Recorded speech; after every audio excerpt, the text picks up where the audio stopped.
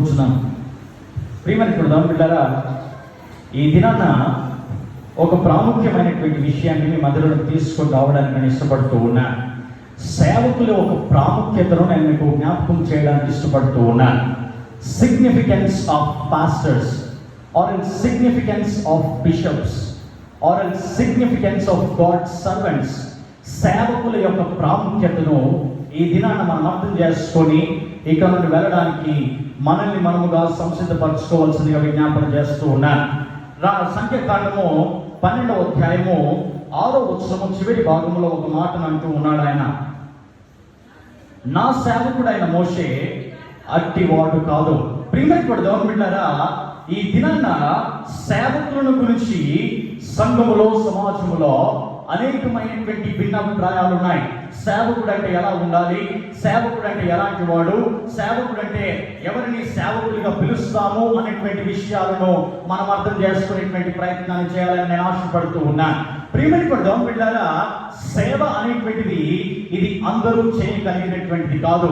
సేవ అనేటువంటిది ఇది అందరికీ అనుగ్రహించబడినటువంటిది కాదు.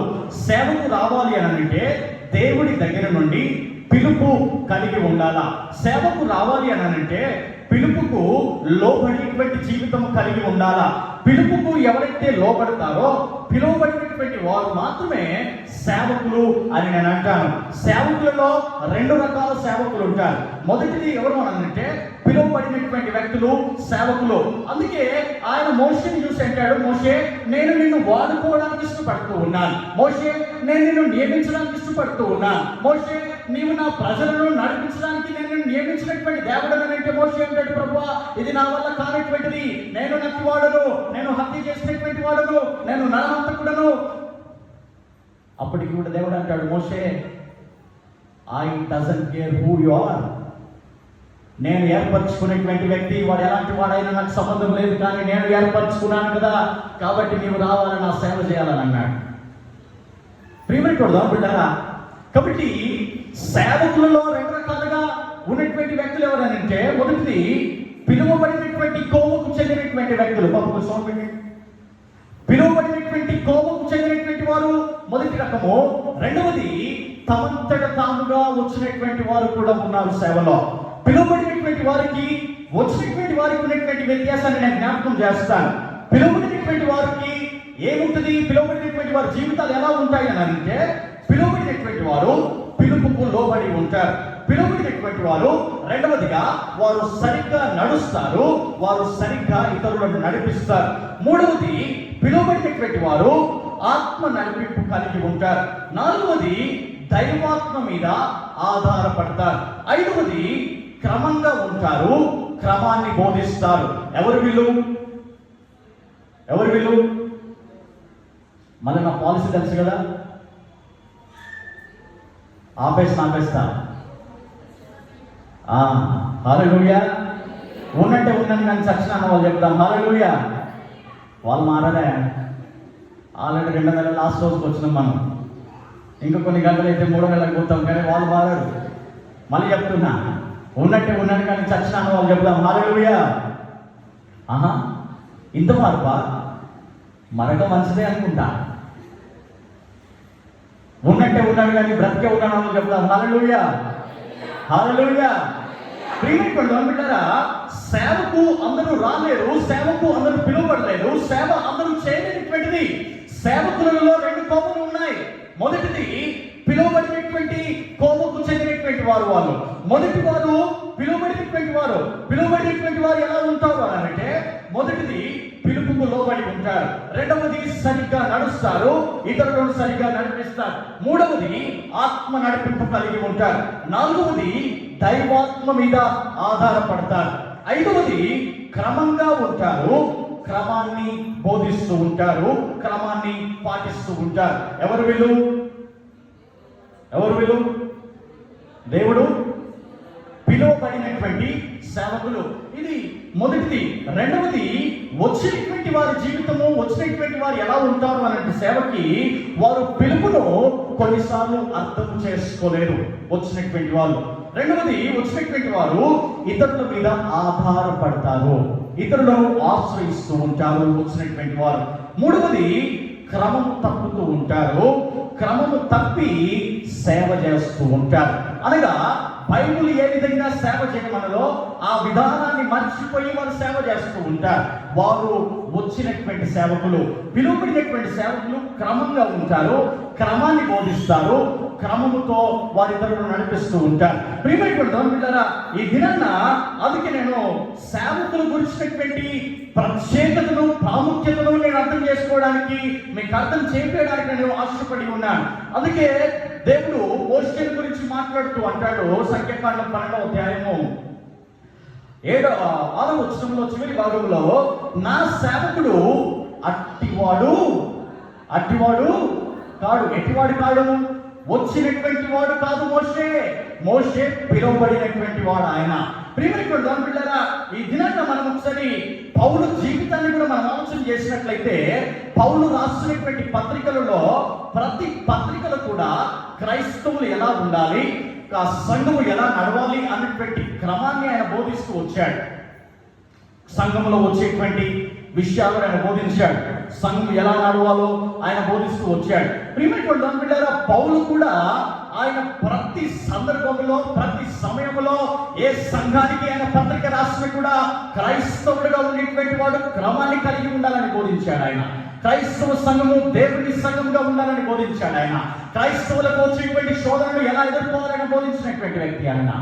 పౌలు కూడా సేవకు వచ్చినటువంటి వ్యక్తి కాదు, పిలువబడినటువంటి వ్యక్తి. హల్లెలూయా, హల్లెలూయా, హల్లెలూయా. ప్రియమైనటువంటి దేవుని బిడ్డలారా, సేవకుడు ఏమి చేయగలడో, సేవకుడు మన దగ్గర ఉంటే మనము సేవకుడి దగ్గర నుండి ఏమి పొందుకోగలము అని మీకు చాలా త్వరగా దాన్ని జ్ఞాపకం చేసి ముగిస్తాను. మొదటి విషయాన్ని మనం అర్థం చేసుకుందాం. సేవకుడు ఏమి చేయగలడు అని అంటే, సేవకుడు దీవించగలిగేటువంటి వ్యక్తి సేవకుడు. హల్లెలూయా, హల్లెలూయా, హల్లెలూయా. రెండవ రాజుల గ్రంథం 2వ అధ్యాయము 9వ వచనాన్ని మనం చదువుదాం. 10 విషయాలను. ఎలీషాను చూచి, నేను నీ యొద్ద నుండి తీయబడక మునుపు, అనగా వెళ్ళక మునుపు అని దాని అర్థము,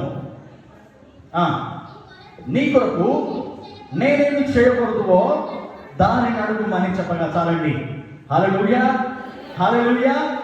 మొదటిది ఏమనుకున్నాము? సేవకులు ఏం చేయగలరు అని అంటే, మొదటిది సేవకులు వారు దీవించడానికి అర్హత కలిగినటువంటి వ్యక్తులు. వాళ్ళు సేవకుడు దీవించగా ఒకడు ఈ లోకంలో దీవించబడతాడు, సేవకుడు ఆశీర్వదించగా ఈ లోకంలో ఒకడు హెచ్చించబడతాడు, సేవకుడు ఆశీర్వదించగా ఈ లోకంలో ఎవడైనా కూడా అభివృద్ధిని చూడగలుగుతాడు. అందుకే ఇక్కడ ఏలియా ఎలీషాని గురించి మనం అర్థం చేసుకున్నట్లయితే, ఏలియా ఎలీషాతో మాట్లాడుతూ అంటాడు, ఎలీషా, నేను నీ దగ్గర నుండి వెళ్ళక మునుపే నా నుండి నువ్వు ఏమి కోరుకుంటున్నావో దాన్ని జ్ఞాపకం చేయమని అన్నాడు. అదేనాయన చెప్పింది. 9వ వచనంలో అదే అన్నాడా, నేను నీ యొద్ద నుండి తీయబడక మునుపు నీ కొరకు నేనేమి చేయకూడదో దానిని అడుగుమని చెప్పగా, ఇప్పుడు ఎలీషా మాట్లాడుతూ ఉన్నాడు. ఎలీషా, నీకు కలిగిన ఆత్మలో 2 పాళ్ళు నా మీదికి వచ్చినట్లు దయచేయమనెను. 10వ వచనం చదువుదాం. కష్టతరముగానున్నది,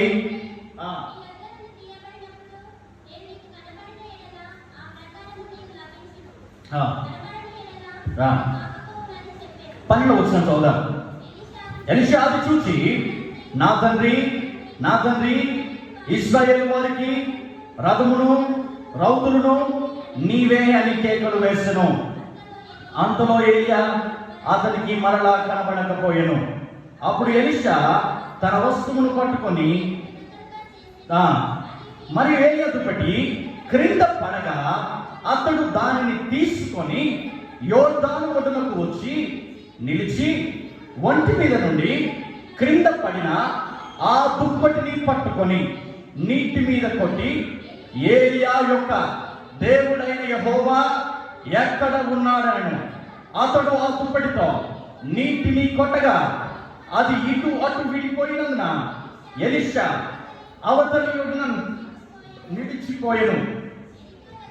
ఎరికో దగ్గర నుండి కనిపెట్టుచుండిన ప్రవక్తల శిష్యులు అతనిని చూచి, ఏలియా ఆత్మ ఎలీషా మీద నిలిచి ఉన్నదని చెప్పుకొని అతనిని ఎదుర్కొనబోయి అతనికి సాష్టాంగ నమస్కారము చేసెను. హల్లెలూయా, హల్లెలూయా. ప్రియమైన దేవులారా, ఇక్కడ జరిగినటువంటి విషయాన్ని మనం అర్థం చేసుకున్నట్లయితే అక్కడ ఎలీషా ఏలియాతో మాట్లాడుతూ అంటాడు, ఇదిగో ఎలీషా నీకేం కావాలో కోరుకోవాలని అంటే, నీకేమి ఏం చేయడానికి ఇష్టపడుతూ ఉన్నావు దాన్ని అడుగువాలంటే ఎలీషా అంటాడు, ఇదిగో నా ప్రభువా, నా ఏలినవాడా ఏలియా, ఇదిగో నేను వెంబడిస్తూ ఉన్నాను కదా, నేను అనుసరిస్తూ ఉన్నాను కదా, నీ మీద ఉన్నటువంటి ఆత్మ అది నాకు రెండంతలుగా నాకు కావాలి అని అన్నాడు. అప్పుడు వెంటనే ఏలియా అంటాడు, నీవు అడిగినటువంటిది చాలా కష్టతరమైనటువంటిది, కానీ దానికి ఒక నిదర్శనం నేను ఇస్తూ ఉన్నాను, దానికి ఒక రుజువు నేను జ్ఞాపకం చేయడానికి ఇష్టపడుతూ ఉన్నాను. నీకు ఒకవేళ నా మీద ఉన్నటువంటి ఆత్మ అది నీ మీదకి వచ్చి నిలిచాలి అని అంటే, నేను ఎప్పుడైతే ఇదిగో ఈ లోకం నుండి నేను వెళ్ళిపోతూ ఉంటానో, నీవు నన్ను చూసినట్లయితే నా మీద ఉన్నటువంటి ఆత్మ నీ మీదకి వస్తుందని అన్నాడు. ఎలీషా కనిపెట్టుకొని ఉంటున్నాడు. ఎలీషా ఎప్పుడు ఏలియా పోతాడని చూసుకుంటూ ఉంటున్నాడు. ఎలీషాకి ఏదైనా పని చెప్పినా కూడా ఎలీషాకి ఏ పని చెప్పినా కూడా ఎలీషా శ్రద్ధ కలిగి ఇక్కడ నేను పోతాడా లేదా అని ఆయన కనిపెట్టుకొని ఉంటూ ఉన్నాడు. ఆయన ఒకనొక సమయం రాని వచ్చింది, సుడిగాలి చేత ఏలియా పైకి తీసుకొని వెళుతూ ఉన్నాడు. ఆయన సుడిగాలి చేత పైకి తీసుకొని వెళ్ళడానికి కారణం ఏంటంటే, ఆయన దాసుని ఆయన పరలోకంలో తీసుకొని వెళ్తూ ఉన్నప్పుడు ఈ లోకంలో ఎవరు కూడా చూడవద్దు అనేటువంటిది దానికి నిదర్శనము. కానీ ఎలీషా ఆ సుడిగాలిలో కూడా ఏలియాను ఒకసారి చూశాడు. ఎప్పుడైతే ఏలియాను చూశాడో, ఏలియా మీద ఉన్నటువంటి ఆత్మ 2 సార్లుగా ఎలీషా మీదకి వచ్చి నిలిచింది. గట్టిగా చెప్పండి, కూడా దేవుని మాట పడతామా? హల్లెలూయా, హల్లెలూయా. ప్రియమైన దేవులారా, సేవకుడు ఏమి చేయగలడు అనంటే, సేవకుడు ఒకరిని దీవించగలిగినటువంటి వ్యక్తి, ఆయన దీవించడానికి అర్హత కలిగినటువంటి వ్యక్తి. ఆయన సేవకుడు అనేటువంటి వాడు ఆయన దేవుని చేత అభిషేకించబడినటువంటి వ్యక్తి, ఆయన దేవుని పిలుపునందుకొని ఆయన సేవకు వచ్చినటువంటి వ్యక్తి. ఆయన నేను కూడా ఇంగ్లాండ్ దేశం నుండి ఈ పరిచర్య కోసం రావడానికి ముందుగా దాదాపు 10 దినాలుగా నేను ప్రార్థనలో ఉన్నాను. నేను కుటుంబ ప్రార్థనలో ఉన్నప్పుడు ప్రార్థన చేసి అడిగినటువంటి విషయం ఏంటంటే, ప్రభువా నేను నీ పరిచర్య నిమిత్తం వెళ్ళాలా వద్దా? అప్పుడు దేవుడు నాతో మాట్లాడడం ప్రారంభించాడు. నా సేవకుడా, నీవు వెళ్ళు, మోషేకు నేను తోడుగా ఉన్నాను కదా, ఇప్పుడైనా నేను నీకు కూడా తోడుగా వస్తానని సెలవిచ్చాడు ఆయన. హల్లెలూయా, హల్లెలూయా. ప్రియమైన దేవులారా, ఏలియా ఎలీషాను దీవించినట్టుగా మనం చూస్తూ ఉన్నాం. అంత మాత్రమే కాకుండా అక్కడ మనం 16వ వచనాన్ని మనం చదివినట్లయితే అక్కడ ఇంకొక విషయాన్ని మనం అర్థం చేసుకోవడానికి వీలవుతుంది. చూడండి ఒకసారి, 16వ వచనము 3వ భాగం మనం చదువుదాం. యెహోవా ఆత్మ అతన్ని ఎత్తి యొక్క పర్వతము మీదనైనను లోయలనైనను వేసి ఉందనేమో అని మనవి చేయగా అతడు ఎవరిని పంపవద్దనను. హల్లెలూయా, హల్లెలూయా. ప్రియమైన దేవులారా, ఏలియా ప్రార్థించగా లూకా సువార్త 4వ అధ్యాయం 20వ వచనంలో ఏలియా ఎప్పుడైతే ప్రార్థిస్తాడో ఈ భూమి మీద 3.5 సంవత్సరాలు వర్షం నిలిచిపోయింది. ఏలియా ఆత్మ ఎప్పుడైతే ఎలీషా మీదకి వచ్చిందో, ఎలీషా చేసినటువంటి పనిని నేను జ్ఞాపకం చేస్తాను. ఎలీషా ఎవరిని దీవించాడో, ఆయన దీవించడుగా ఏం జరిగింది? అదే 2వ గ్రంథం 4వ అధ్యాయం 1వ వచనం చదువుదాం. అంతటా ప్రవక్తల శిష్యుల ఒకని భార్య, నీ దాసుడైన నా పెనిమిటి చనిపోయెను, అతడు యెహోవా యందు భక్తి గలవాడై యుండెనని నీకు తెలిసి ఉన్నది. ఇప్పుడు అప్పులవాడు నా 2 కుమారులు తనకు దాసులుగా ఉండటకై వారిని పట్టుకొని పోవుటకు వచ్చి ఉన్నాడని ఎలీషాకు మొరపెట్టగా. చాలండి, ఇక్కడ ఉన్నటువంటి సందర్భాన్ని నేను జ్ఞాపకం చేసి ముందుకు వెళ్తాను. ప్రియమైనటువంటి దేవులారా, అక్కడ ఏలియా ఎలీషా మధ్యలో జరిగినటువంటి సంభాషణ ఏంటంటే, ఏలియా ఎలీషాతో అంటాడు, ఎలీషా నేను నీ దగ్గర ఉన్నప్పుడే నీకేమి కావాలో నీ అడుగు, నేను దాన్ని అనుగ్రహిస్తాను అని అంటాడు. అంటే ఏలియా అనుగ్రహించడం అంటే ఎలీషా ఏదైతే అడుగుతాడో ఏలియా దేవుని దగ్గర దాన్ని అడిగాడు కూడా, ఏలియా దేవుని దగ్గర దాన్ని పొందుకున్నాడు కూడా. దేవుడే ఏలియా మీద ఉన్నటువంటి ఆత్మను ఎలీషా మీదకి పంపించాడు. ప్రియమైనటువంటి దేవులారా, ఎలీషాకు ఎప్పుడైతే ఏ యొక్క ఆత్మ వచ్చి ఆయన ఆత్మ చేత దీవించబడ్డాడో, అక్కడ 4వ అధ్యాయం వచ్చేసరికి అక్కడ మొదటి కార్యము ఎలీషా చేస్తూ ఉన్నాడు. అక్కడ ప్రప్రథమైనటువంటి విషయం ఏంటంటే, అక్కడ ఆయన ప్రవక్తలలో వెంబడించేటువంటి ఒక శిష్యుడు తన భార్య ఆయన దగ్గరికి వచ్చి అడుగుతూ ఉంది, ఇదిగో నీ శిష్యులలో ఒకటి భార్య అయిన నేను, నా భర్త చనిపోయాడు, నా పెనిమిటి చనిపోయాడు, అయితే ఆయన చనిపోవడానికి ముందుగా కొంత అప్పు చేశాడు. ఆ అప్పుల వాడు ఇప్పుడు నా ఇంటికి వచ్చాడు. నా ఇంటికి వచ్చి అంటున్నాడు, నీకు 2 కొడుకులు ఉన్నారు కదా, ఆ 2 కొడుకులను నాకు బానిస కింద పంపించమని అన్నాడు. నాకేం చేయాలో దిక్కుతోచగా నేను నీ దగ్గరికి వచ్చాను, నేను నీ దగ్గరికి వచ్చాను. వెంటనే కింద ఉన్నటువంటి వచ్చిన చదివితే మనకు అర్థమవుతుంది. ఎలీషా ఆ స్త్రీతో అంటాడు, నేను నీకు ఏమి చేయబోతున్నావో దానిని నాకు తెలియజేయమని అంటాడు. చూడండి ఒకసారి 2వ వచనం చదువుదాం. ఎలీషా, నా వలన నీకేమి కావాలను.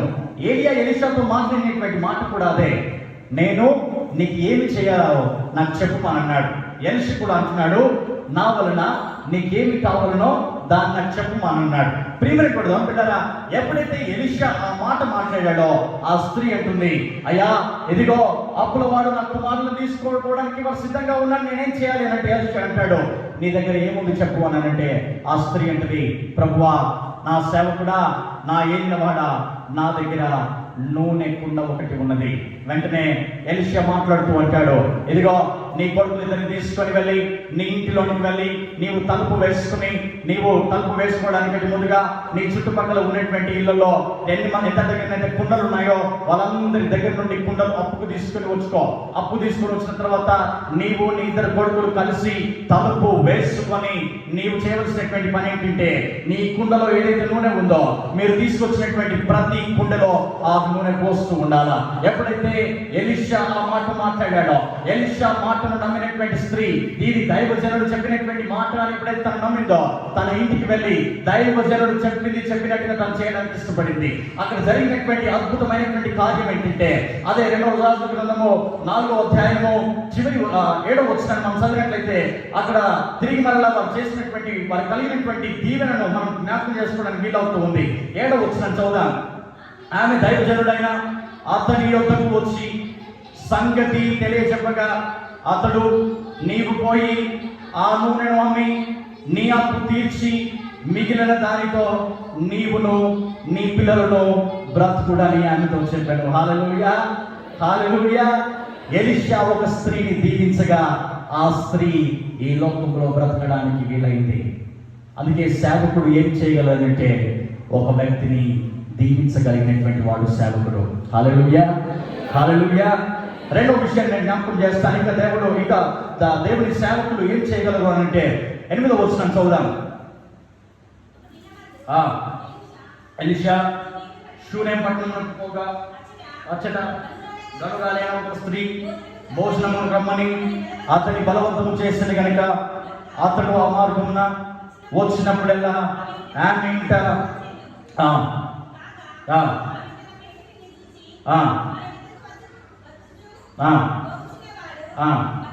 భక్తి గల దైవజనుడని నేను ఎరుగుదును. చాలండి. ఇప్పుడు మనము 12వ వచనాన్ని చదువుదాం. 12వ వచనమా 13వ వచనం చదువుదాం. అతడు, నీవు ఇంత శ్రద్ధ భక్తులు మాయందు కనపరిచితివి, నీకు నేనేమి చేయవలను. హల్లెలూయా. ఏలియా ఎలీషాతో అదే ప్రశ్న అడిగాడు. ఎలీషా ముందున్నటువంటి స్త్రీతో కూడా అదే ప్రశ్న అడిగాడు. ఇక్కడ 8వ వచనంలో వచ్చేసరికి అక్కడ ఇంకొక స్త్రీ మనం చూస్తూ ఉన్నాం, షూనేమురాలైనటువంటి స్త్రీ. ఆ స్త్రీతో కూడా ఎలీషా మాట్లాడినటువంటి మాట ఏంటంటే, నేను నీకు ఏం చేయాలో దాన్ని నాకు చెప్పానన్నది. వెంటనే ఆ స్త్రీ చెప్తూ ఉంది, అయ్యా నాకు పిల్లలు లేరు, నాకు పిల్లలు కావాలా.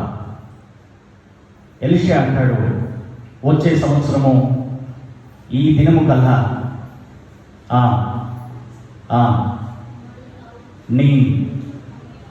నీ కౌగిట్లో ఒక కుమారుడు ఉంటాడు. హల్లెలూయా, హల్లెలూయా. ప్రియమైనటువంటి పిల్లరా, దైవజనుడు దీవించగలిగినటువంటి వ్యక్తి ఆయన. ఎవరినైతే దీవిస్తాడో వారు దీవించబడతారు. ఆయన ఎవరినైతే ఆశీర్వదిస్తారో వారు మాత్రమే ఆశీర్వదించబడగలుగుతారు. ప్రియమైనటువంటి దేవుని సంగమా, ఇక్కడ జరిగినటువంటి విషయాన్ని మనం అర్థం చేసుకున్నట్లయితే, ఇక్కడ 8వ వచనం నుండి 37వ వచనం వరకు మనం చదివినట్లయితే, అక్కడ ఎప్పుడైతే ఎలీషా ఇదిగో నీకు వచ్చే సంవత్సరానికల్లా ఒక కుమారుడు కలుగుతాడు ఆయన ఎప్పుడైతే పలికాడో, వచ్చే సంవత్సరానికల్లా కుమారుడు కలిగాడు. కుమారుడు పెద్దవాడు అవుతూ ఉన్నాడు. కొన్ని దినాలు అయ్యేసరికి ఈ దేవుని వాగ్దానం చేత పుట్టినటువంటి ఈ కుమారుడు తిరిగి మరలా చనిపోయాడు. అదేంటి? దేవుని దాసులో నుండి వచ్చినటువంటి వాక్కు నెరవేర్చబడాలి, కానీ అది మధ్యలోనే పోతుందా? ఎస్, కొన్నిసార్లు పోతుంది. అది ఎందుకో తెలుసా?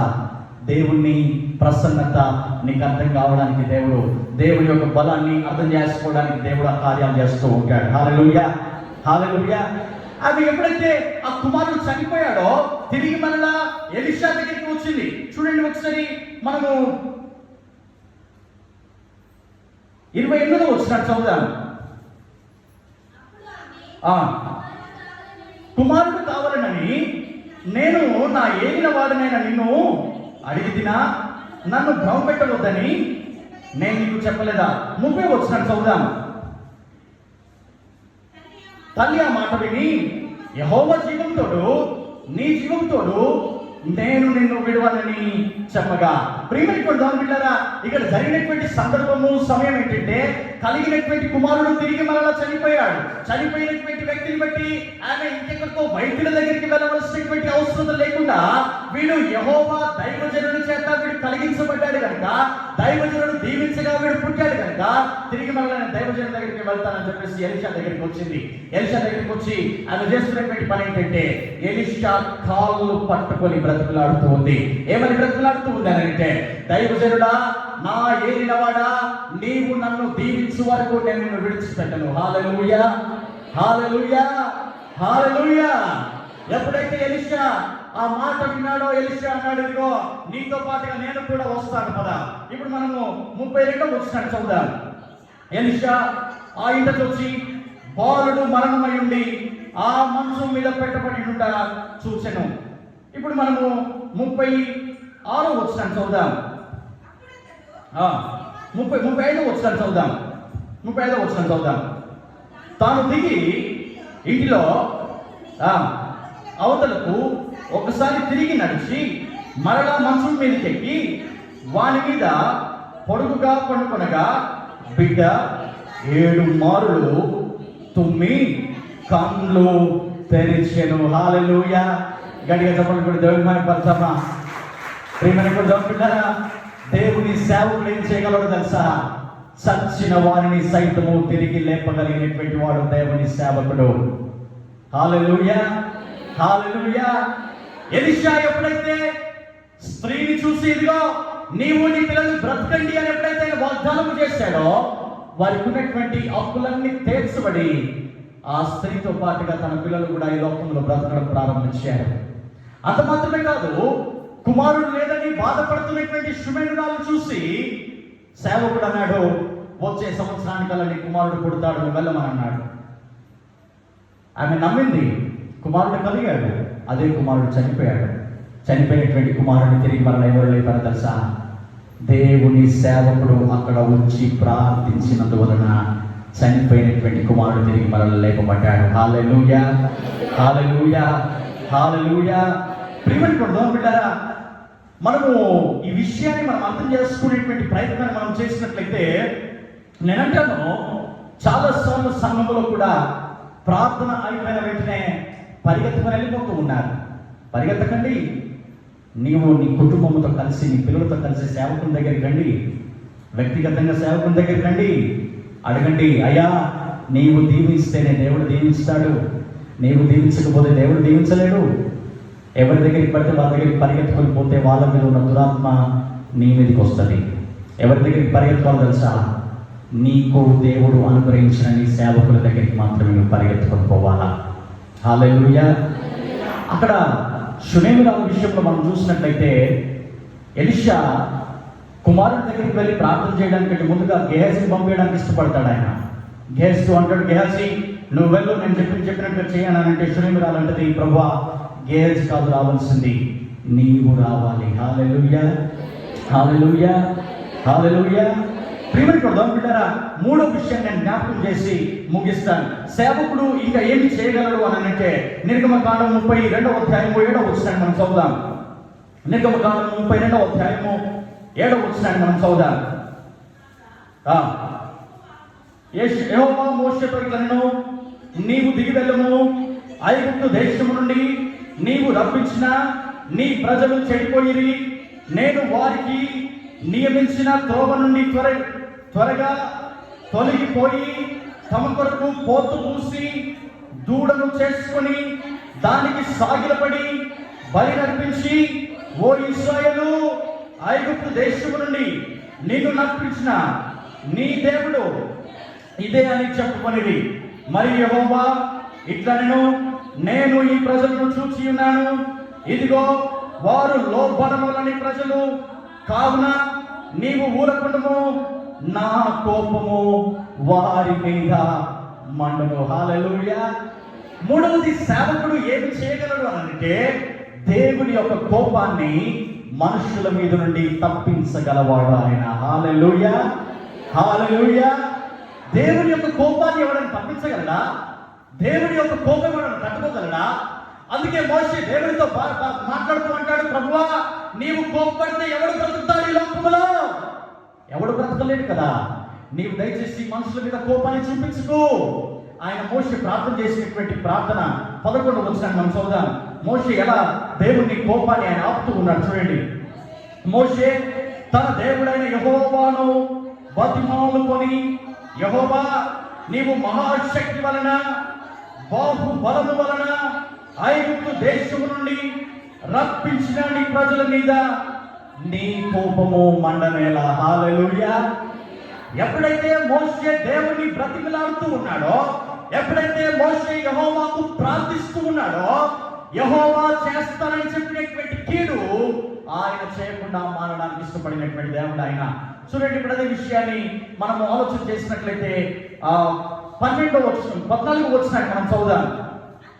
అంతటి యెహోవా తన ప్రజలకు చేసేదనని చెప్పిన కీడును గూర్చి సంతాప. సేవకుడు అంటే ఆశ్రమాషి కాదు, గతికి లేకుండా వచ్చిన వాడు కాదు. సేవకుడు అంటే సేవకుడు మోకరించి ప్రార్థిస్తే ప్రపంచమే తలకిందులుగా అవుతుంది. ఆఫ్టర్ ఆల్ నువ్వెంత నేనంత. సేవకుని మీద దుష్ప్రచారం చేయకు, సేవకునికి వ్యతిరేకంగా వెళ్ళకు, సేవకుని అంటు పెట్టుకొని ఉండు, సేవకుని మాటకు లోబడు. సేవకుని వ్యతిరేకంగా వెళితే వాసుమి దేవుని యొక్క కోపం చూస్తావు నీవు. మనుషుల కోపమే మనిషి భరించలేడు కదా. దేవుని కోపం మనిషి ఎలా భరించగలడు? మనిషి కోపమే మనిషి తట్టుకోలేనప్పుడు దేవుని యొక్క ఉగ్రతను ఎవరు తట్టుకుంటాడు ఈ భూమి మీద? అందుకే దావీదు అంటాడు, ప్రభువా నీవు నరపుత్రుని జ్ఞాపకము చేసుకున్నట్టు వాడు. అలాంటి దేవుడు మనిషి మీద కోపం పడితే మనిషి బ్రతుకుతాడా? మనిషి బ్రతుకుతాడా? చెప్పండి, మనిషి బ్రతుకుతాడా? బ్రతుకుడు. అందుకే మోషే, దేవుడే మోషే గురించి సాక్ష్యం ఇస్తూ అంటాడు, నా సేవకుడైన మోషే అట్టివాడు కాదు, అట్టివాడు కాదు. ఎట్టివాడు? ఆయన యెహోవా మీద, యెహోవాకున్నటువంటి కోపాన్ని తప్పించగలిగినటువంటి వ్యక్తి దేవుని యొక్క సేవకుడు. హల్లెలూయా, హల్లెలూయా, హల్లెలూయా. ప్రియమైన బిడ్డలారా, దేవుడు నీకు అనుగ్రహించినటువంటి సేవకుడు నీకంటే చిన్నవాడు కావచ్చు, నీకంటే పెద్దవాడు కావచ్చు, నీకంటే ధనికుడు కావచ్చు, నీకంటే దరిద్రుడు కావచ్చు, నీకంటే ఉన్నవాడు కావచ్చు, నీకంటే పేదవాడు కావచ్చు, నీకంటే చదువులో మంచిగా చదువుకునేటువంటి వాడు కావచ్చు, నీకంటే చదువు తక్కువ వాడు కావచ్చు. కానీ దేవుడు నీకు అనుగ్రహించినటువంటి సేవకుడు ఎవరో తెలుసా? దేవుని చేత ఏర్పాటు చేయబడినటువంటి వ్యక్తి ఆయన. హల్లెలూయా. నీ సేవకుడు ఎవరో తెలుసా? వెనుక ప్రార్థన స్టార్ట్ చేసిన మిషయల్ కాదు నీ సేవకుడు. నీ సేవకుడు శామ్యుయల్ గారు. గుర్తుపెట్టుకో సుమి, శామ్యుయల్ గారు కింద నుండి వచ్చినటువంటి మనుషులు ఎవరు కూడా నీ సేవకులు కాదు. నీ బంధువులే కావచ్చు, కానీ నీ సేవకులు కాదు వాళ్ళు. నీ సేవకులు ఎవరు తెలుసా? శామ్యుయల్ గారు మాత్రమే నీ సేవకుడు. నీ సేవకుడు ఎవరో తెలుసా? ఇప్పుడు నిలబడి మాట్లాడుతున్నాడే ఈ వ్యక్తి మాత్రమే నీకు సేవకుడు. ఎవరు పడితే వాళ్ళు సేవకులు కాదు. ఎవరి దగ్గరికి పడితే వాళ్ళ దగ్గరికి ప్రార్థనకి వెళ్ళకు, జాగ్రత్త.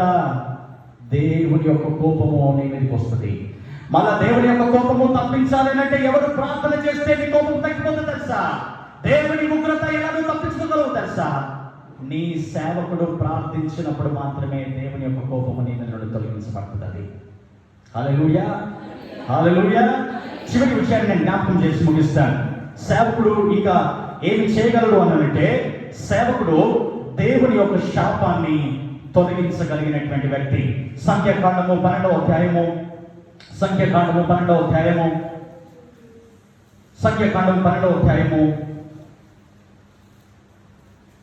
9వ వచనం మనం చదువుదాం. యెహోవా కోపము వారి మీద రగులు కొనగా ఆయన వెళ్ళిపోయిను. యెహోవా కోపము వారి మీద రగులుకున్నది. ఎవరి మీద రగులుకుంది? అదే సంఖ్యాకాండం 12వ అధ్యాయము 2వ వచనాన్ని మనం చదువుతాం. వారు మోషే చేత మాత్రమే యెహోవా పలికించిన, ఆయన మా చేత పలికింపలేడా అని చెప్పుకొనగా యెహోవా ఆ మాట వినను. హల్లెలూయా, హల్లెలూయా. మోషే గురించి వారు మిర్యాము అహరోనులు మోషేని గురించి వ్యతిరేకంగా మాట్లాడుకుంటూ ఉన్నారు. వారు మాట్లాడినటువంటి మాట ఏంటంటే, మోషే అనేటువంటి వ్యక్తి మాత్రమే దేవుని సేవకుడా? మేము కాదా సేవ చేసేటువంటిది? దేవుడు మా ద్వారా మాట్లాడలేడా? దేవుడు మోషేని మాత్రమే నడిపించగలడా? దేవుడు మమ్మల్ని కూడా నడిపించగలడు కదా? నాకు కూడా వాక్యము తెలుసు కదా, దేవుడు నన్ను కూడా వాడుకుంటాడు కదా అని అంటే నేను అంటాను, దేవుడు నేను వాడుకోడు. జాగ్రత్త, దేవుడు నేను వాడుకోడు. ఎవరిని బట్టి వాడు దేవుడు వాడుకోడు. దేవుడు వాడుకోవాలంటే దాంట్లో కొన్ని క్వాలిఫికేషన్స్ ఉంటాయి, దానికి కొన్ని క్వాలిటీస్ ఉంటాయి. జాగ్రత్త. ఇక్కడ అహరోను మిర్యాము ఇద్దరు కూడా మోషే మీద సనుక్కున్నారు, మోషే మీద అబద్ధపు మాటలు మాట్లాడారు, మోషే గురించి ఈర్ష్యపడ్డారు. ఎందుకు? దేవుడు మోషేను మాత్రమే నడిపిస్తున్నాడు, మమ్మల్ని కూడా నడిపించగలడు. వారిద్దరి మధ్యన జరిగిన సంభాషణ అది. వారు ప్రజలతో అనలేదు, వారిద్దరి మధ్యన జరిగిన సంభాషణ అది. ఎప్పుడైతే వారిద్దరే మాట్లాడుకున్నారో యెహోవా ఆ మాట విన్నాడు. ఎప్పుడైతే యెహోవా ఆ మాట విన్నాడో వాళ్ళిద్దరిని ప్రత్యక్షపు గుడారములోనికి పిలిచాడు. పిలిచి అన్నాడు, ఇప్పుడు 6వ వచనాన్ని మనం చదువుదాం, 5వ వచనాన్ని మనం చదువుదాం. యెహోవా మేఘస్తంభంలో దిగి ప్రత్యక్షపు గుడారము యొక్క ద్వారము యొద్ద నిలిచి అహరోను మిర్యాములను పిలిచెను. వారిద్దరు రాగా ఆయన, నా మాటలు వినుడి, మీలో ప్రవక్త వినేడలా యెహోవాకు నేను దర్శనమిచ్చి అతడు నన్ను తెలుసుకున్నట్లు కలలో అతనితో మాట్లాడుదును. నా సేవకుడైన మోషే అట్టివాడు కాదు, అతడు నా ఇల్లంతటిలో నమ్మకమైన వాడు. నేను కూడా గూఢ భాషలతో కాదు దర్శనమిచ్చి ముఖాముఖిగా అతనితో మాట్లాడుదును. అతడు యెహోవా స్వరూపమును నిదానించి చూచును. ప్రియమైన పిల్లరా, మోషే గురించి వ్యతిరేకంగా మాట్లాడితే దేవుడు వారిని శపించాడు. అందుకే మిర్యాముకు కుష్టి వ్యాధి కలుగజేశాడు దేవుడు. అందుకే దేవుడు మిర్యాముకు కుష్టి వ్యాధి కలుగజేశాడు. చూడండి, 10వ వచనం మనం చదివితే అక్కడ కుష్టి వ్యాధి కలిగించినట్టుగా మనం చూస్తున్నాం మిర్యాముకు. అప్పుడు మిర్యాము హిమము వంటి తెల్లని కుష్టి గలదాయను అహరోను మిర్యాము వైపు చూచినప్పుడు ఆమె కుష్టి గలదిగా కనబడెను. అహరోను, అయ్యో నా ప్రభువా, మేము అవివేకులము, పాపులమైన మేము చేసిన ఈ పాపమును మా మీద మోపవద్దు. ఇక్కడ ఒక విచిత్రమైనటువంటి సందర్భాన్ని మనం ఆలోచన చేసినట్లయితే, మోషేతో దేవుడు మాట్లాడుతూ అంటాడు, మోషే, నా ప్రజలు నీ ఐగుప్తు దేశంలో విడిపించాలా, నేను ఫరో దగ్గరికి నడిపిస్తాను, నేను మిమ్మల్ని పాలుతెలు ప్రవహించేటువంటి దేశానికి నేను తీసుకుని వెళ్తాను, నేనే మీకు తోడుగా ఉంటాను అని అంటే మోషే అంటాడు, ప్రభువా, నా వల్ల కాదు, నా వల్ల కాదు, నా వల్ల కాదు, ఇదిగో నేను ఫరో దగ్గరికి నడిపిస్తానయ్యా, నేను ప్రజలను విడిపిస్తాను నీ ద్వారా అని అంటే మోషే అంటాడు, ప్రభా, నేను మాట మాంద్యం కలిగినటువంటి వ్యక్తిని, నేను మాట్లాడలేను అని అంటే దేవుడు అంటాడు, నీ సహోదరుడైన అహరోను ఉన్నాడు కదా, అహరోను నీకు సహాయపడతాడన్నాడు. దేవుడే అహరోనును సహాయపడతాడని చెప్పాడు, కానీ అహరోనును వాడుకుంటాడన్నే దేవుడు. అర్థం చేసుకోవాలా, లాజిక్ అర్థం చేసుకోవాలా. బైబిల్ ఎటు చూసినా కూడా ఇది రెండంచుల వాడిగల ఖడ్గము, ఇది నువ్వు ఎక్కడి నుండి వెళ్ళినా కూడా ఇది దూరుతూనే ఉంటుంది, కానీ దాంట్లో లాజిక్ పాయింట్ ఒకటి ఉంటుంది. ఆ లాజిక్ పాయింట్ పట్టుకోవాలా, అప్పుడు బైబిల్ మనకు అర్థమవుతుంది. ప్రియమైన కూడా దోమ పిల్లరా, ఎవరిని పడితే దేవుడు వారిని వాడుకోడు. దేవుడు ఎవరు వాడుకుంటాడు తెలుసా? పిలువబడినటువంటి వ్యక్తిని మాత్రమే దేవుడు వాడుకుంటాడు. హల్లెలూయా, హల్లెలూయా, హల్లెలూయా. ఎప్పుడైతే మిర్యాముకు కుష్టి వ్యాధి కలిగిందో అప్పుడు తిరిగి మరలా మోషే తన గురించి ప్రార్థన చేస్తూ ఉన్నాడు. చూడండి, 11వ వచనాన్ని మనం చదువుదాం. మోషే ఎలుగెత్తి, దేవా, దయచేసి ఈమెను బాగు చేయమని యెహోవాకు మొరపెట్టెను. హల్లెలూయా, హల్లెలూయా. మొదటిది ఏమనుకున్నాము? సేవకుడు ఏం చేయగలడు అంటే, సేవకుడు దీవించగలడు, సేవకుడు నీవేదైతే కావాలని కోరుకుంటున్నావో దానిని అనుగ్రహించేటువంటి వ్యక్తి. మూడవది, సేవకుడు యెహోవా యొక్క కోపాన్ని తప్పించగలవాడు. నాలుగవది, సేవకుడు యెహోవా యొక్క శాపాన్ని తొలగించగలిగినటువంటి వ్యక్తి. ఆయన సేవకుడు అంటే తక్కువడు కాదు, ఆషమాషి కాదు. ముళ్ళు ఇరుస్తాడు దేవుడు సేవకులకు వ్యతిరేకంగా మాట్లాడితే. జాగ్రత్త సుమి. సేవకుడికి ఎవరైతే విరోధంగా వెళ్తారో వారి కుటుంబంలో ఎప్పుడు కూడా లేకిడి, లేమిడి, బాధ, హింస, గొడవలు, అల్లరులు ఇవే ఉంటాయి. సేవకుడికి వ్యతిరేకంగా వెళ్ళకు. నీ దగ్గరికి ఎవరైనా వచ్చి నిన్ను ప్రేరేపించినా కూడా, సేవకుడిని నిలదీయాలని అడిగినా కూడా వెళ్ళకు. వద్దురా నాయనా, నాకు శాపం ఉందని చెప్పు. నువ్వు కూడా ఆలోచన మానుకుంటే మంచిదని చెప్పు. అంతేగాని సేవకుడు చేశాడనో, సేవకుడి మీద పెట్టాలని చెలాయించాలని పోయావనుకో, దేవుడు శాపం పెడితే ఆ శాపము మళ్ళీ పోవాలి అని అంటే నీ సేవకుడి నీ కోసం ప్రార్థన చేయాలి. ఎప్పుడైతే మిరియాముకు కుష్ఠవ్యాధి కలుగు చేశాడో, మోషే ప్రార్థించినప్పుడు దేవుడు తిరిగి మన మోషేతో అంటాడు, ఇదిగో తన తండ్రి తన ముఖం మీద ఒమ్ము వేస్తే ఆ సిగ్గుతో తను బాధపడింది కదా, కాబట్టి కుష్ఠవ్యాధి కలిగినటువంటిది కాబట్టి ఈ శాపము నేను పెడుతూ ఉన్నాను. కానీ నా సేవకుడిగా నీవు ప్రార్థన చేసినందుకు తనకు కుష్ఠవ్యాధి నేను జీవితాంతం ఇవ్వాలనుకున్నాను. కానీ నీ ప్రార్థన ద్వారా 7 దినాల వరకే నేను దాన్ని పరిమితం చేస్తూ ఉన్నాను. హల్లెలూయా, హల్లెలూయా, హల్లెలూయా. ప్రియమైన బిడ్డలారా, ఎందుకు సేవకులకు వ్యతిరేకంగా మాట్లాడతానని అన్నానంటే, అక్కడ ఆదికాండం 12వ అధ్యాయం 2వ వచనాన్ని మనం 3వ వచనం చదివినట్లయితే, దేవుడు అబ్రహాముతో ప్రమాణం చేస్తూ ఉంటాడు, అబ్రహామా, నిన్నెవరైతే దీవిస్తారో నేను వారిని దీవిస్తాను, నిన్నెవరైతే శపిస్తారో నీవు వారిని శపించకు, నేను వారిని శపిస్తాను అని అంటాడు. నాకు అసలు తెలియకుండా నేను ఒక ప్రార్థన చేస్తూ ఉన్నా చాలా దినాలుగా. నేను చేసేటువంటి ప్రార్థనలో ఒక ప్రార్థన ఏంటంటే, ప్రభువా, నీ సేవకుని కుటుంబముగా మా కుటుంబాన్ని కానీ నా మీద కానీ ఎవరైనా ప్రపంచ దేశంలో సర్వ మానవాళి ఎవరైనా కూడా నా మీద కానీ నీ సేవకుడిగా నా కుటుంబం మీద కానీ తప్పుడు సాక్ష్యము కనుక పలికినట్లయితే, వ్యతిరేకంగా ప్రవర్తించినట్లయితే వారిని శపించమని ప్రార్థన చేస్తున్నాను. నేను ఎందుకు ప్రార్థన చేస్తున్నా? దానికి కారణం ఉంది. ఇర్మియా గ్రంథం 15వ అధ్యాయం 15వ వచనం చదువుదాం. ఇర్మియా గ్రంథం 15వ అధ్యాయం 15వ వచనం చదువుదాం. ఒకరు ఇర్మియా గ్రంథము 20వ అధ్యాయము 12వ వచనం తీసుకున్నట్టుగా పెట్టుకోండి. ఇంకొకరు రోమపత్రిక 12వ అధ్యాయం 19వ వచనం తీసుకున్నట్టుగా పెట్టుకోండి. ఇర్మియా గ్రంథము 15వ అధ్యాయం 15వ వచనము, ఇర్మియా గ్రంథం 20వ అధ్యాయం 12వ వచనము, రోమపత్రిక 12వ అధ్యాయము 19వ వచనము. ఇప్పుడు మనం ఇర్మియా గ్రంథం 15వ అధ్యాయం 15వ వచనం చదువుదాం.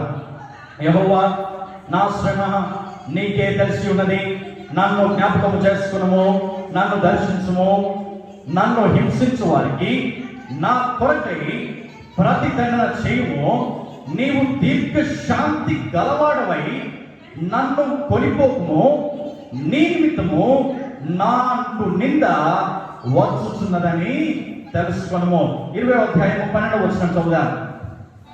సైన్యముల అధిపతి యెహోవా, నీతిమంతులను పరిశోధించువాడవు నీవే, అంతరంద్రియములను హృదయమును చూచువాడవు నీవే. నా వ్యాజ్యమును నీకే అప్పగించుతున్నాను, నీవు వారికి చేయు ప్రతిదండన నేను చూపుతును గాక. యెహోవాను కీర్తించుడి, యెహోవాను స్తుతించుడి, దుష్టుల చేతిలో నుండి దరిద్రుని ప్రాణమును ఆయనే విడిపించును. రోమపత్రిక 12వ అధ్యాయం 9వ వచనం చదువుదాం. రోమపత్రిక 12వ అధ్యాయము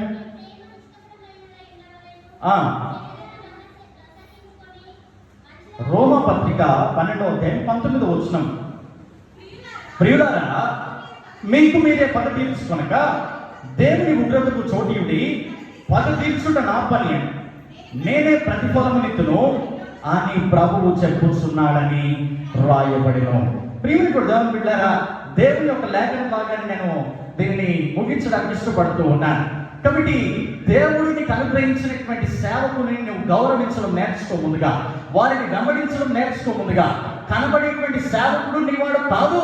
నువ్వెవరినైతే వెంబడిస్తావో నీ సేవకుని కాదని, నీ సంఘాన్ని కాదని, నీవెక్కడికైతే వెళ్తావో నీ వల్ల నీ దరిద్రత వాళ్ళ మీద కూడా పోతుంది. అంతే. నాతో ఒకసారి ఒక వ్యక్తి అన్నాడు, యవనస్తుడు, అన్న మీరు దయచేసి నన్ను మీరు దీవించండి, నన్ను మీరు శపించకండి అని అన్నాడు. నేను నన్ను ఎందుకు అని అన్నాను, నాకున్నటువంటి ఆత్మీయ జ్ఞానాన్ని బట్టి దేవుని సేవకులు దీవిస్తే మేము దీవించబడతామన్నా, దేవుని సేవకులు శపిస్తే మేము శపించబడతాము. కాబట్టి మీరు మమ్మల్ని దీవించాలన్నా, శపించకూడదన్నా. ప్రియమైన పిల్లరా, నేను చాలా సూటిగా చాలా స్పష్టంగా మాట్లాడడానికి ఇష్టపడుతూ ఉన్నాను. దేవుడు నీకు ఒక సేవకుని అనుగ్రహించాడు. ఆ సేవకుడు దీవిస్తే నువ్వు దీవించబడతావు. ఆ సేవకుడు బ్రతకడానికి నేను ఆశీర్వదిస్తే నువ్వు బ్రతుకుతావు. ఆ సేవకుడు ప్రార్థిస్తే దేవుని యొక్క కోపము నీవు తప్పించుకోగలుగుతావు. ఆ సేవకుడు ప్రార్థిస్తే మాత్రమే దేవుని యొక్క శాపాన్ని నీవు తప్పించుకోగలుగుతావు. చాలాసార్లు వాక్యం వింటున్నటువంటి మీరు, మాకు తెలిసిలే దేవుని వాక్యం అనుకుంటున్నారేమో. నీకు తెలిసింది చాలా తక్కువ. నేను అంటాను, you don't even know 0.01% from the Bible. నీకు 0.01% కూడా నీకు బైబిల్ తెలియదు. దేవుడు నన్ను ఎందుకు ఇక్కడికి నడిపించాడో నేను ప్రార్థన చేసుకుంటూ ఉన్నాను. నేను వాస్తవంగా వచ్చే వారం చెప్దామనుకున్నటువంటి విషయం ఇప్పుడే చెప్తూ ఉన్నాను. నేను గత వారం అంతా కూడా ప్రభు ఏ విషయాన్ని గురించి మాట్లాడాలా, ఏ విషయాన్ని గురించి బోధించాలి అని అంటే, దేవునికి ఏమి సమర్పించగలమో, ఎలా సమర్పించగలమనేటువంటి విషయాన్ని మాట్లాడాలని అనుకున్నాను. కానీ దేవుని ఆత్మ నన్ను ఒత్తిడి చేస్తూ ఉంది. సేవకులకు ఉన్నటువంటి ప్రాముఖ్యతను గురించి నేను మాట్లాడాలని దేవుని ఆత్మను ఒత్తిడి చేస్తూ ఉంది. గత వారం అంతా నేను వాక్యాన్ని సిద్ధపడలేదు. నిన్న రాత్రి కూర్చొని వాక్య భాగాన్ని తీశాను. నేను దేవుడు మాట్లాడుతుంటే ప్రతిదీ నోట్ చేసుకుంటూ వచ్చాను. ఎందుకు నేను వచ్చే వారం చెప్దామనుకునేది ఇప్పుడు చెప్తున్నాను అంటే, వచ్చే వారము నేను భారతదేశాన్ని విడిచి వెళుతూ ఉన్నాను. అందుకే నేను అన్నాను, సేవకుడు ఉన్నప్పుడే దాన్ని సద్వినియోగపరచుకోండి. అందరూ సేవకులు తేనె పెట్టి ఏదో నేను మప్పి పెట్టేటువంటి మాటలు మాట్లాడతారు, కానీ నేను అలాంటి సేవకుని కాదు. నేను దేవుడి చేత పిలువబడినటువంటి సేవకునిగా నన్ను నేను జ్ఞాపకం చేసుకుంటూ ఉన్నాను. నా అంతటా నేను సేవకు కాలేదు. నా నోట్ల నుండి ఏ మాట వచ్చినా దేవుడు దాన్ని నెరవేరుస్తాడు. నా తమ్ముడి జీవితాన్ని చూసి నేను ఎప్పుడైతే ప్రార్థన చేశానో, నా కుటుంబాన్ని చూసి ఎప్పుడైతే నేను ప్రార్థన చేశానో, నేను ఎప్పుడైతే వాగ్దానం నా నోట్ల నుండి బయటికి వచ్చిందో అదే సంవత్సరంలో దేవుడు దాన్ని చేశాడు. ఆగస్టు 20వ తారీఖు ప్రార్థన చేశాను. డిసెంబర్ 16వ తారీఖు కుటుంబంతో పాటుగా అందరూ అమెరికా దేశానికి వెళ్ళారు. దేవుని సేవకుడు దీవించగా నీవు దీవించబడతావు. నేను మళ్ళీ చెప్తూ ఉన్నా, వెనుకున్న మిషాయిల్ని సేవకుడు కాదు, లేకపోతే ఇక్కడ నుండి పోయినటువంటి సేవకులు ఎవరు నీ సేవకులు కాదు, కర్ణపురంలో ఉన్న పాల్సురాజు సేవకుడు కాదు, జడ్సన్ బ్రహ్మయ్య గారి సేవకుడు కాదు, సతీష్ కుమార్ నీ సేవకుడు కాదు. నీ సేవకుడు ఎవరంటే శామ్యూయల్ గారు మాత్రమే నీ సేవకుడు. జాగ్రత్త సుమి. దేవుని యొక్క కోపాన్ని నువ్వు తెచ్చుకుంటే, నేను ప్రార్థన చేస్తూ ఉన్నా, మీరు దాని గురించి తిట్టుకున్న మంచిదే, మీరు బాధపడ్డ మంచిదే, మీరు ఏం చేసినా మంచిదే, కానీ నా ప్రార్థన ఏంటంటే, నా ప్రార్థనలో ఒక ప్రార్థన, ప్రభువా నీ సేవకునిగా మా కుటుంబాన్ని ఎవరైతే బాధ పెడుతూ ఉన్నారో, నా వెనక ఎవరైతే అబద్ధపు మాటలు, చెడు సాక్ష్యము నా గురించి పలుకుతూ ఉన్నారో, వారందరూ కూడా శపించబడాలని ప్రార్థన చేస్తూ ఉన్నా. ఒకవేళ ఆ శాపం పోవాలనంటే మళ్ళీ ప్రార్థన చేస్తూ ఉన్నా, ప్రభువా ఆ శాపం పోవడానికి మళ్ళీ నేనే వెళ్ళి ప్రార్థన చేయాలి. అప్పుడు మాత్రం ఆ శాపం తీసేయి. జాగ్రత్త సుమి. తల నుంచి కళ్ళు మూసుకుంటా ప్రార్థన చేసుకుంటా. మీరందరూ కూడా నాకు తెలుసు వాక్యం అంటే నాకు తెలుసు అనుకుంటున్నారు, కానీ మళ్ళీ